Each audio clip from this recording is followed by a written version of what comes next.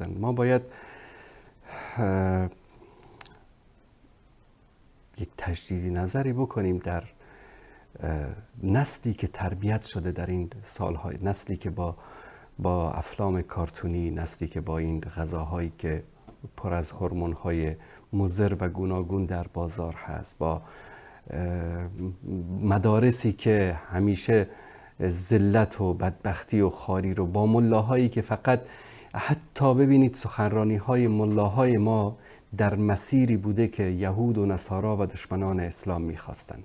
همیشه شنیدید در پای صحبت‌های ملا نشستید پیامبر صلی الله علیه و سلم از خانه خارج می‌شدند، بعد این خار می‌انداختن سر راهشان، نمیدانم خاکستر می‌انداختن سر پیامبر صلی الله علیه و سلم. کی گفته این چیزا رو؟ کی گفته اینا رو؟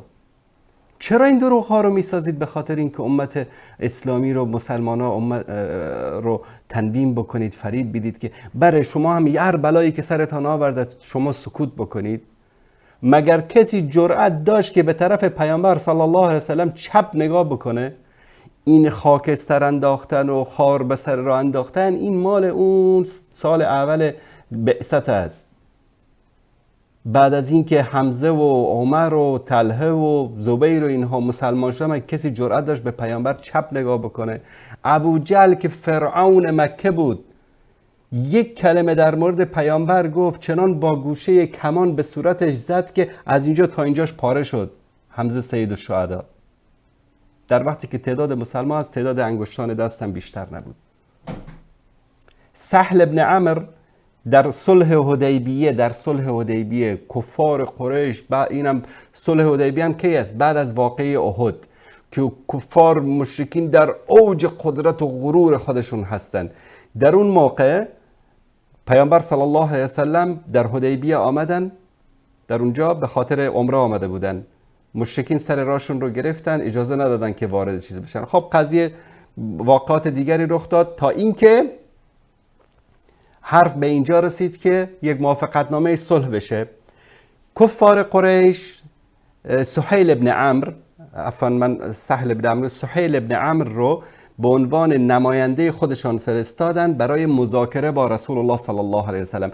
وقتی سهیل ابن عمرو اون موقع مسلمان نشده بود رضی الله تعالی عنه، وقتی که وارد خیمه پیامبر صلی الله علیه و سلم شد، به اون رسم و عادت مشرکین یا اعراب یک عادتی داشتن، وقتی میخواستن با یک شخص مهمی، با یک شخص بزرگی صحبت بکنن، ریشش رو لمس میکردن. این گونه هنوزم هست در بعضی مناطق، در تاجیکستان، در افغانستان، در اینجا دیده باشید، مثلا به طرف میخوان یک چیز رو ازش میخوان، ریشش رو میگیرن، با دستشون لمس میکنن.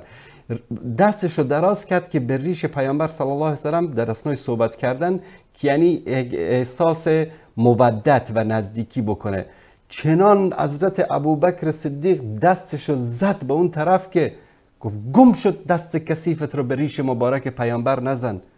کسی مگر جرأت داشت به پیامبر چپ نگاه بکنه و عمر و ابوبکر و طلحه و زبیر و علی و حمزه و اینا باشن، سعد و سعید و غیره؟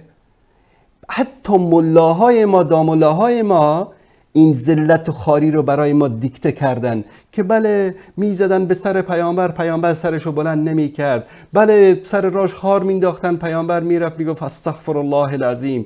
نه خیر، اینطوری نبود. کسی جرأت نداشت که به طرف یک مسلمان چپ نگاه بکنه. مسلمان سرشو بلند میگرفت، با غرور میگشت، نه با تکبر، با غرور ایمانش. توکلش به الله بود. وقتی که ابو جهل رو مردار کردن در جنگ بدر، در غزوه بدر، کسی رفت گردنشو قطع کرد در صحنه جنگ؟ عبدالله ابن مسعود، که انقدر این انسان لاغر بود که یک روزی درخت بالا شده بود، درخت خرمایی، صحابه وقتی ساق پاشو دیدن از نازکی استخوان‌هاش خندیدن.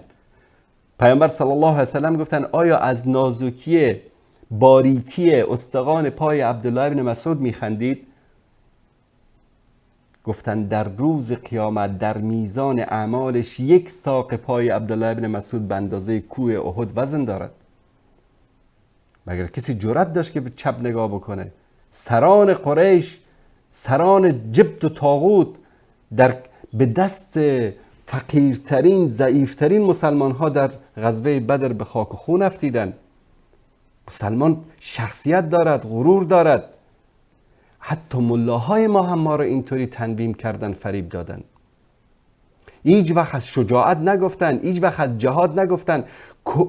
همیشه ببینید سیرت پیامبر بیان شده، آهایی زدن، آهایی کشتن، آهایی زخمی شد، آهایی گریه کرد، آهایی این طرف رفت. از شجاعت ها نگفتن، از جهاد نگفتن، از عزت ها نگفتن. چند تا ما نشستیم سیرت صلاح الدین ایوبی رو برای فرزندانمون یاد دادیم. چند تا از ماها نشستیم شجاعت های علی ابن ابی طالب، عمر ابن خطاب، طلحه، زبیر و هزاران نفر از صحابه دیگر رضی الله تعالی عنهم اجمعین رو برای فرزندانمون به عنوان قصه هایی که در وقت خواب باید برایشون خوانده بشه، در وقت روزهای تعطیل، در وقت فرصت ها برایشون خوانده بشه، برای اونها خواندیم. نه خیر، همه قصه‌ای که خواندن بز آمد و گوسفند آمد و گرگ آمد و در و بست و برد و خورد و همین کارتونیایی که امروز یهود و نصارا درست میکنن. به خاطر چی؟ برای تربیت فرزندانمون. و این وظیفه علماست، وظیفه دعوتگران است که در تربیت نسل و کودکان بکوشن، سعی و تلاش بکنن. این وظیفه همه امت اسلامی است.